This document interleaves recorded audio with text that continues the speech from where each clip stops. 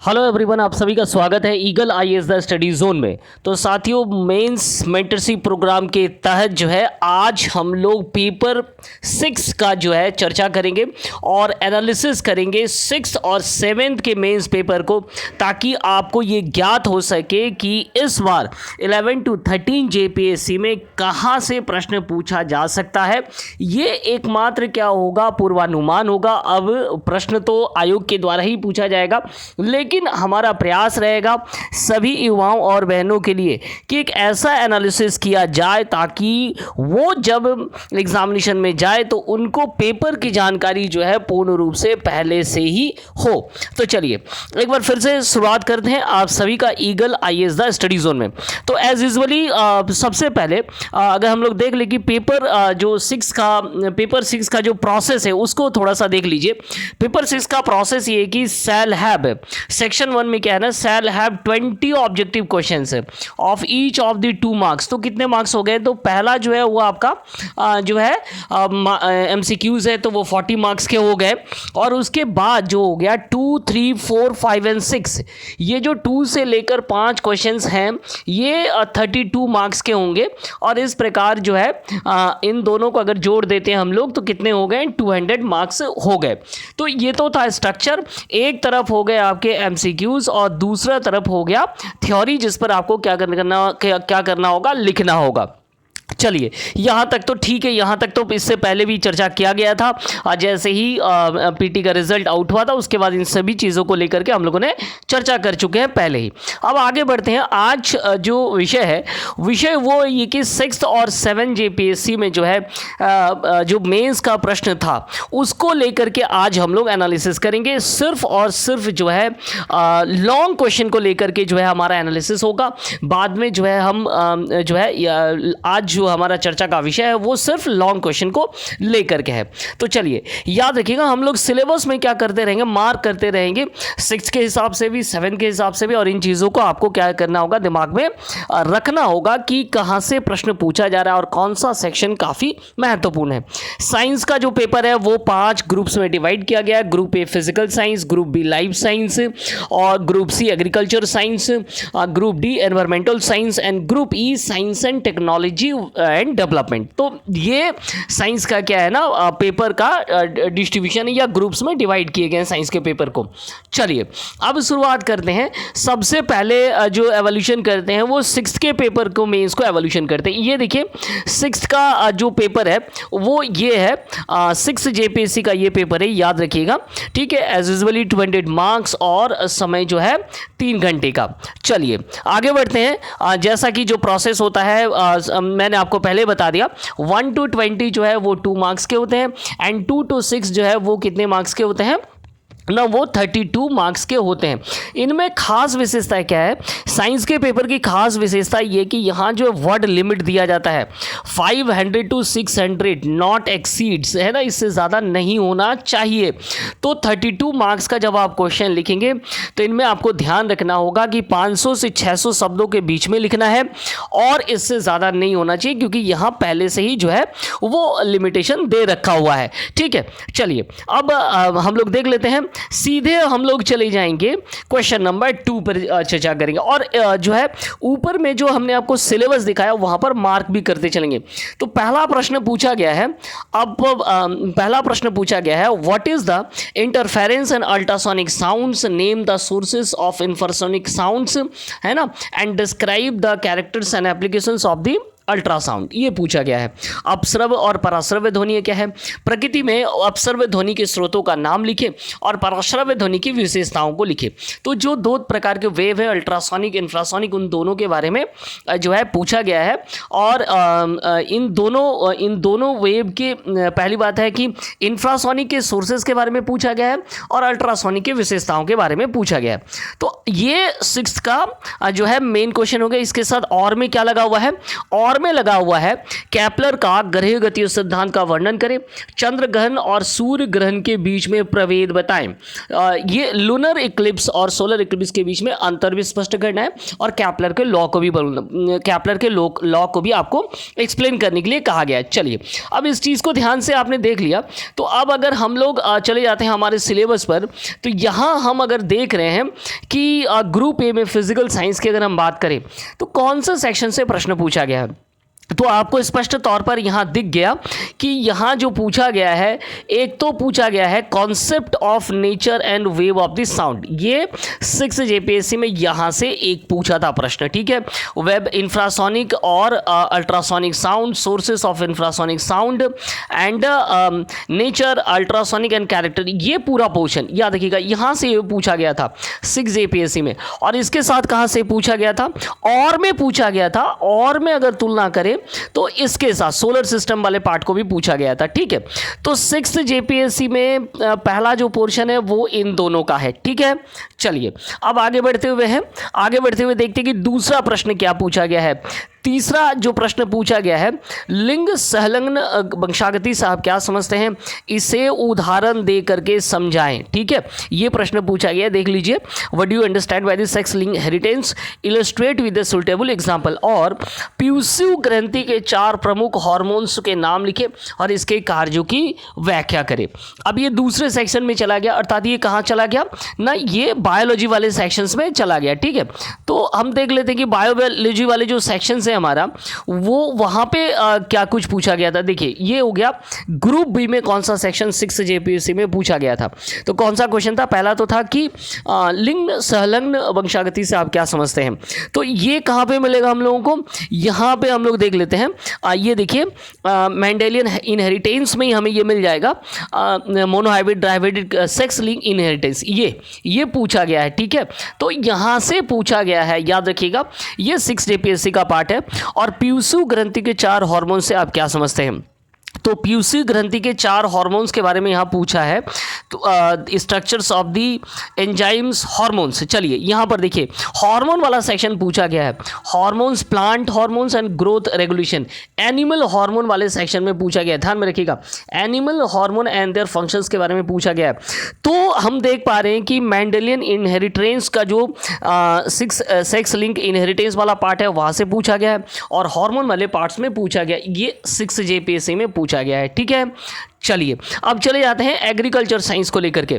Agriculture science में कहाँ से पूछा गया, इसमें पूछा गया था कि कृषि वानिकी से आप क्या समझते हैं, कृषि वानिकी के महत्व एवं प्रबंधन करें। What do you mean by the agro forestry, describe the importance of agro forestry and there management. और इसके साथ पूछा गया था प्रधानमंत्री फसल बीमा योजना की प्रमुख विशेषताओं की व्याख्या करें। Explain in the brief the silent future of the प्रधानमंत्री फसल बीमा योजना। एक बार क्वेश्चन पेपर भी देख लीजिए ताकि आपको पूर्ण रूप से क्लियर हो जाए। ये देखिए, ये क्वेश्चन पूछा गया है, ये क्वेश्चन पूछा गया था कि कृषि वानिकी से आप क्या समझते हैं, एग्रो फॉरेस्ट्री से पूछा गया था, इसके महत्व को प्रबंधन को करना है।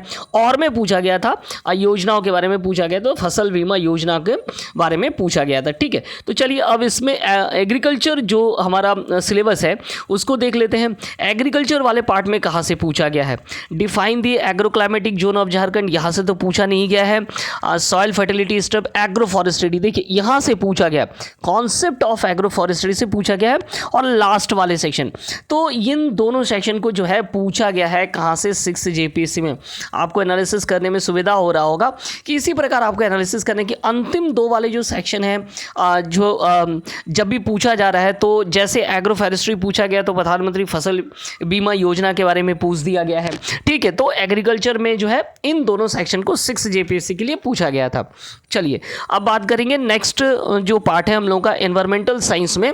क्वेश्चन नंबर 5 में, what is the solid waste management, right causes, effect and control methods of the urban and industrial waste, है ना। ठोस अपशिष्ट प्रबंधन क्या है, नगरीय और औद्योगिक अपशिष्ट के कारण, प्रभाव और नियंत्रण को लिखे। और इसके साथ क्वेश्चन पूछा गया था जलवायु परिवर्तनों के प्रमाणों और कारणों का जो है विवरण प्रस्तुत कीजिए, है ना। तो ये क्वेश्चन जो है, क्वेश्चन नंबर किसका है, तो ये क्वेश्चन है क्वेश्चन नंबर 5 का। यहाँ हम लोग देख सकते हैं क्वेश्चन नंबर 5 में यहाँ पे और में ये दिया हुआ है। चलिए, अब सिलेबस को अगर हम लोग देख लेते हैं कि कौन से सेक्शन में इसे पूछा गया है एनवायरमेंटल साइंस में, तो यहाँ पर देखिए ये एनवायरमेंटल साइंस का जो है सिलेबस है। यहाँ अगर हम लोग देखें concept threat to the bio global environmental issue, ये ग्लोबल जलवायु परिवर्तन है ना, ये देखिए क्लाइमेट चेंज, तो ये पूछा गया था, एक ये पूछा गया था। इसके साथ साथ और क्या पूछा गया है, और पूछा गया है कि सॉलिड वेस्ट का जो है कैसे मैनेजमेंट करे, तो वे बगल में ही हम देख पा रहे हैं कि सॉलिड वेस्ट मैनेजमेंट वाला पार्ट पूछा गया है और साथ में क्लाइमेट चेंज वाला पार्ट पूछा गया था। ये कब पूछा गया है, तो ये 6 जेपीएससी में पूछा गया है। ठीक है, चलिए 7 जेपीएससी में अंतिम 6 जेपीएससी का जो अंतिम पार्ट है अर्थात साइंस और टेक्नोलॉजी डेवलपमेंट में क्या पूछा गया है, ग्लोबल एनर्जी क्राइसिस को लेकर के पूछा गया है। और ऊर्जा के वैकल्पिक स्रोत, give a detail account of alternative sources of the energy, ये पूछा गया।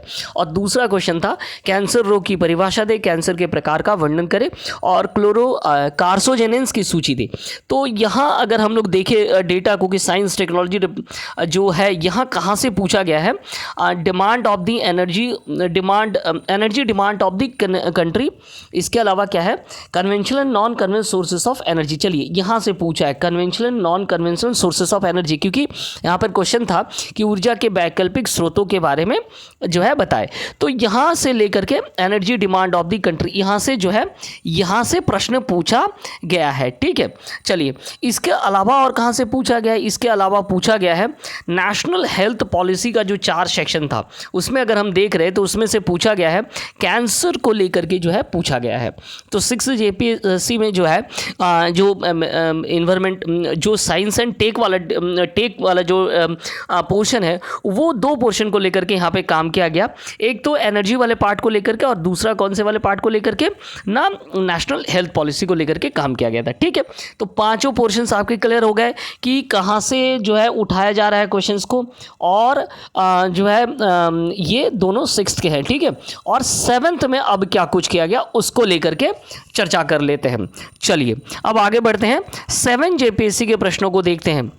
इन 5 प्रश्नों में से आपको जो सेक्शन अच्छा लगे या जो सेक्शन पर आपकी कमांड हो जो है आप वहाँ पर क्या कर सकते हैं ना, आप वहाँ पर जो है आंसर कर सकते हैं। चलिए अब 7 जेपीएससी के पोर्शंस को लेकर के हम लोग डील कर लेते हैं। यहाँ क्वेश्चन पूछा गया है कि इकाई से आप क्या समझते हैं, what do mean by the unit. इकाइयों की एमकेएस, सीजीएस और एसआई को परिभाषित करें। एक मानक इकाई की विशेषता है कि एसआई प्रणाली के लाभ लिखे। मैंने आपको बताया था कि एसआई को लेकर के प्रश्न पूछा जा सकता है और यहाँ पूछा जाता है। और इसके साथ साथ सूर्य के साथ पृथ्वी की सापेक्ष स्थिति की व्याख्या करने वाले नियमों को लिखिए। और ग्रहण से आप क्या समझते हैं, ये कैसे घटित होता है। सूर्य ग्रहण का स्वच्छ और साफ चित्र बनाए, इसमें सुरक्षित रूप से देखने के 5 तरीके बताए। तो यहाँ भी जो है ग्रहण को लेकर के, इक्लिप्स को लेकर के और सूर्य और पृथ्वी के बीच जो सापेक्षिक स्थिति को व्याख्या करने वाले जो नियम है, तो ये भी जो है इसमें पूछा गया है। तो यहाँ भी हम देख पा रहे हैं कि कौन से पोर्शन को जो है इंपॉर्टेंस दिया गया है। तो अगर हम देखेंगे कि यहाँ भी जो फिजिकल साइंस का जो मैटर है, फिजिकल साइंस में ये पहला पोर्शंस को ले लिया गया। और कौन सा सेक्शंस को ले लिया गया ना, सोलर सिस्टम, ये देखिए relative positions of earth with respect to the sun वाले पोर्शन को लिया गया। पिछले वाले हम लोगों ने 6 में देखा था कि अंतिम अर्थात concept nature of sound wave से लिया गया था और सोलर सिस्टम से लिया गया। अब एमकेएस से लेकर के सीजीएस या सिस्टम ऑफ यूनिट्स और सोलर सिस्टम वाले पार्ट या रिलेटिव पोजीशन ऑफ अर्थ वाले पार्ट से लिया गया। तो ये 7 जेपीएससी का है। अब देखिए अब अगला क्या हो सकता है उसको लेकर के आपको दिमाग लगाना होगा कि अगला जो है क्या होना चाहिए, कहाँ से प्रश्न पूछना चाहिए जहाँ से क्या बन सके, कम से कम 32 मार्क्स का क्वेश्चन जो है वो बन सके। 2 बार जो है ऑलरेडी इक्लिप्स को लेकर के पूछ दिया गया है। अब क्या अगले वाले प्रश्न पर भी या इस बार भी क्या इक्लिप्स को लेकर के प्रश्न पूछा जाएगा।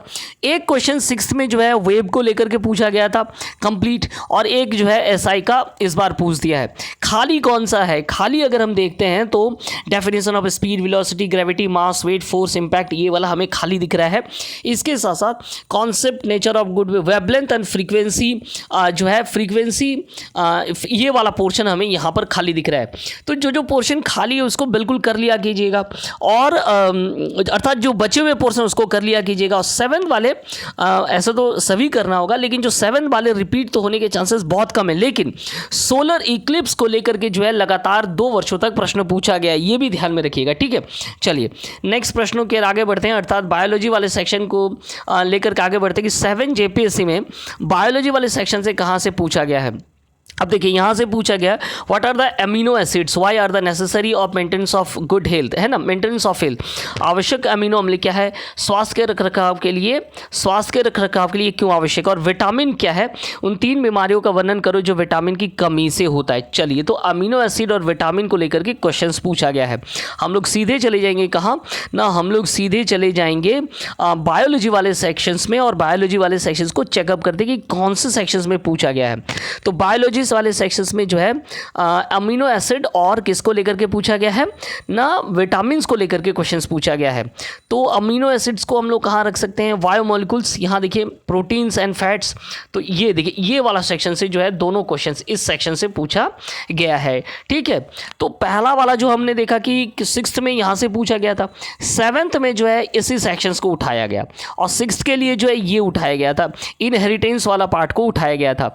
तो 6th में हालांकि मिला करके पूछा गया था, हार्मोन्स वाला जो पार्ट है ये वाला 6 का पार्ट है। तो 7th के लिए जो है उन्होंने कौन सा पूछा ना, विटामिन्स को लेकर के पूछा एक, और दूसरा अमीनो एसिड्स को लेकर के पूछ दिया। ठीक है, तो ये 2 चीज़ जो है यहाँ से पूछा गया है। क्लियर हो गया।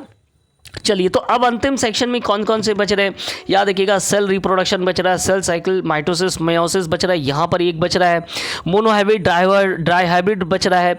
ठीक है, इसके साथ साथ जो है डीएनए स्ट्रक्चर अभी भी बचा हुआ है, डीएनए स्ट्रक्चर बचा हुआ है, प्रोटीन सिंथेसिस बचा हुआ है, मॉलिकुलर बेसिस ऑफ डिफरेंशिएशन ये बचा हुआ है, theories of evolution of life of earth including the human evolution ये बचा हुआ है। तो जो सेक्शन बचा हुआ है उसको बिल्कुल कंप्लीट करिएगा, क्योंकि क्वेश्चन में देख रहे हैं कि बायोलॉजी वाला सेक्शन जो है वो रिवाइज नहीं हुआ है, फिजिकल साइंस वाला रिवाइज हुआ लेकिन लाइफ साइंस वाला रिवाइज नहीं हुआ।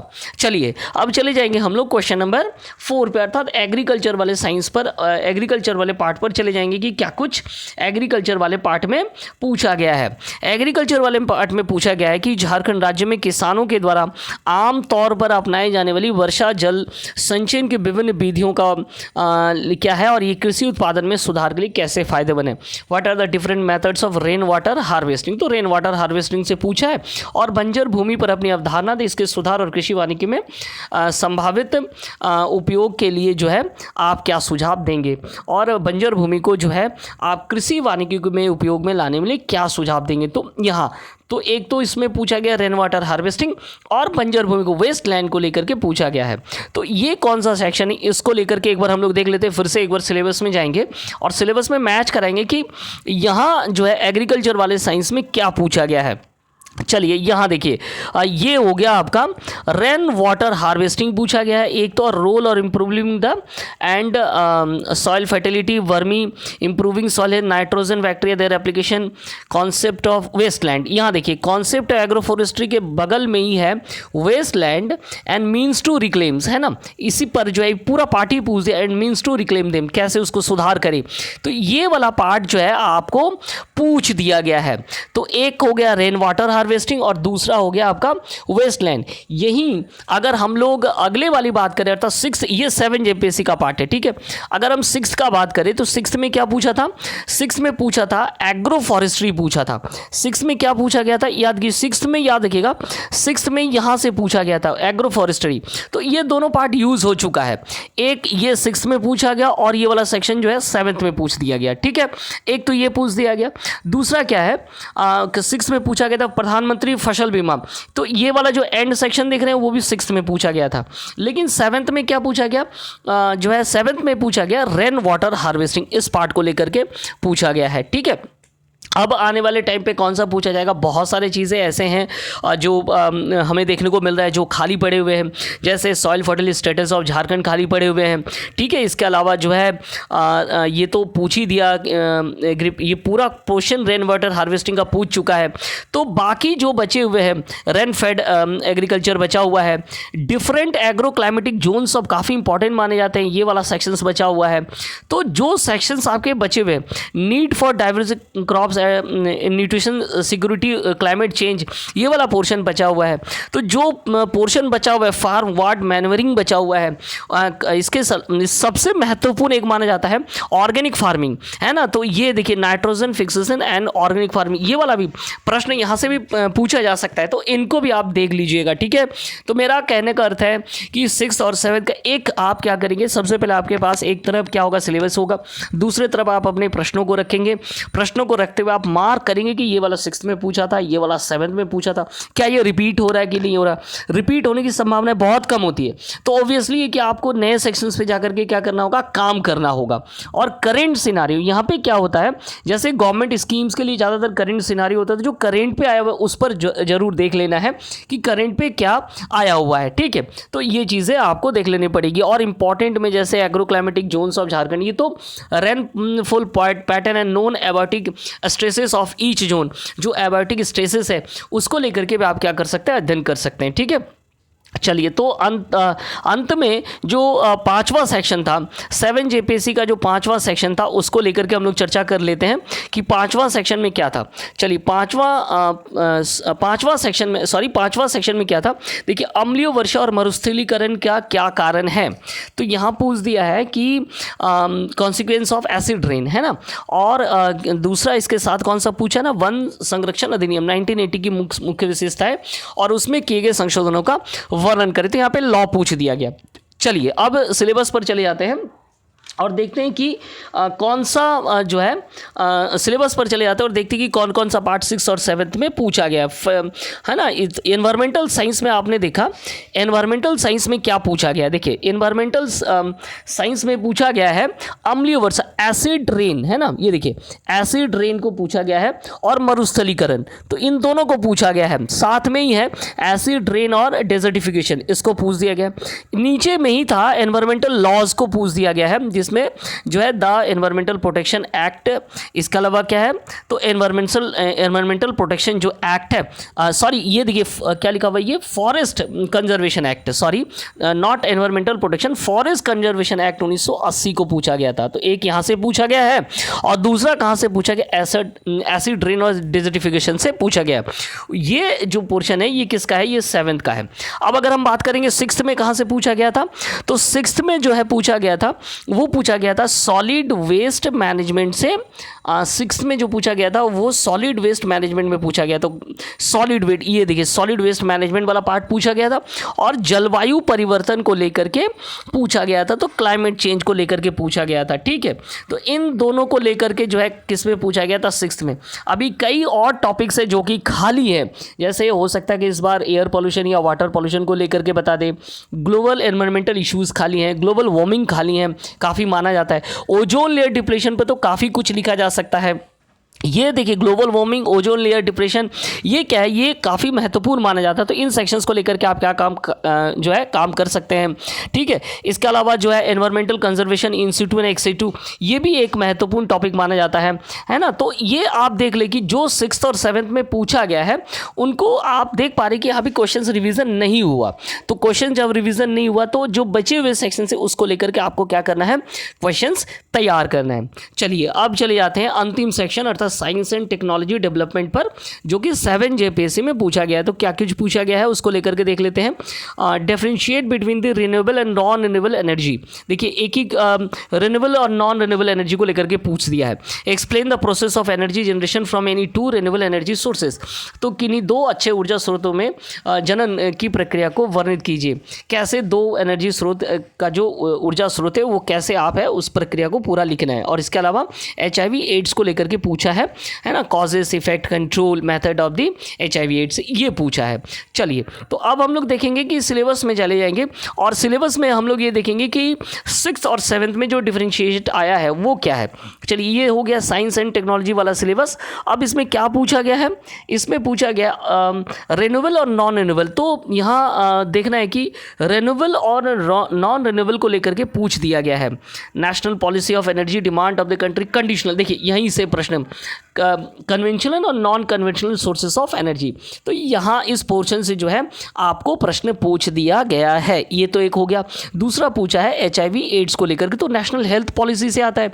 तो जैसा कि मैंने आपको कहा, एक तो यहाँ से पूछा और दूसरा जो है पूछा है HIV एड्स को लेकर के, कैंसर एड्स। देखिए यहाँ पर है, तो हम देख पा रहे कि ये एड्स वाला सेक्शन हो गया और यहाँ पर हो गया ये कौन सा सेक्शन है? ये 7th का है।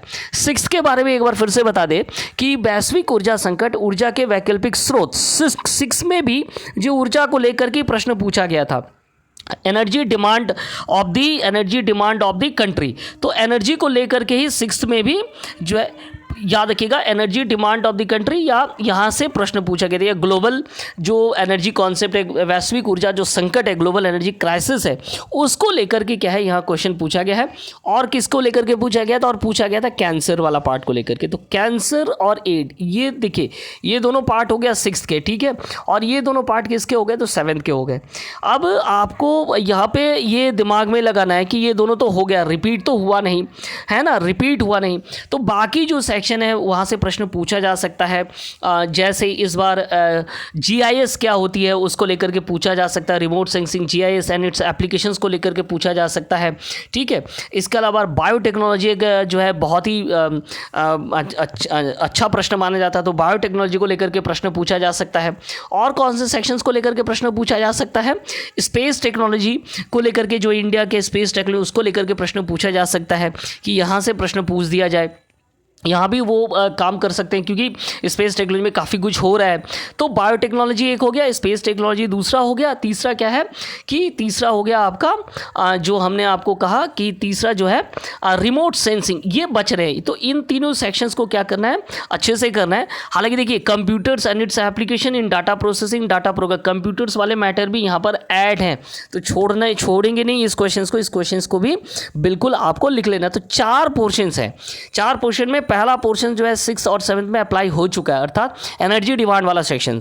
और जो ट्रीटी है ना, ट्रीटी जैसे न्यूक्लियर पॉलिसी जो है NPT और CTBT, ये वाला भी एक ट्रीटी के लेकर के प्रश्न में भी पूछा जाए। तो ये 4-5 सेक्शन दिख रहा है जिसको लेकर के आप काम करिए। इधर कैंसर और एड्स को लेकर के प्रश्न पूछा जा चुका है। तो बच रहा है कौन सा? मलेरिया और लेप्रोसी लेकर के है, तो इसको लेकर के बना लीजिए। कोई 2 में से एक टॉपिक जो है आपको बनाना। तो कुल मिलाकर के हम देख रहे हैं कि 4-5 सेक्शंस यहाँ पर कुल मिलाकर के 4-5 ही प्रश्न, 4 या 5 प्रश्न बन रहे हैं। तो इन 4-5 प्रश्नों को क्या करना है? आपको कंप्लीट करना है। तो इस प्रकार याद रखिएगा, सभी युवा जितने भी भाई बहन वो सब क्या करेंगे ना, इसी प्रकार एक तरफ क्या होने चाहिए? आपके हाथ में सिलेबस होना चाहिए और दूसरा तरफ क्या होना चाहिए? आप इसी तरीके से जो है 6th और 7th है ना, जो है क्या करेंगे? JPSC में जो प्रश्न आए हुए मेंस में उसका क्या करेंगे? एनालिसिस करेंगे। और हमारे तरफ से मैंने आपको पहले ही कहा है कि एक टोटल एनालिसिस मैं आपको दूंगा 6th और 7th का, ताकि आपको आइडिया हो जाए कि जो कौन कौन से सेक्शंस में आने की संभावनाएं है। तो ऐसे ही महत्वपूर्ण क्लासेस के लिए हमारे साथ जुड़ना ना भूले eagle IAS the study zone में। आप सभी का बहुत बहुत धन्यवाद। हमें सब्सक्राइब, कमेंट करना ना भूले।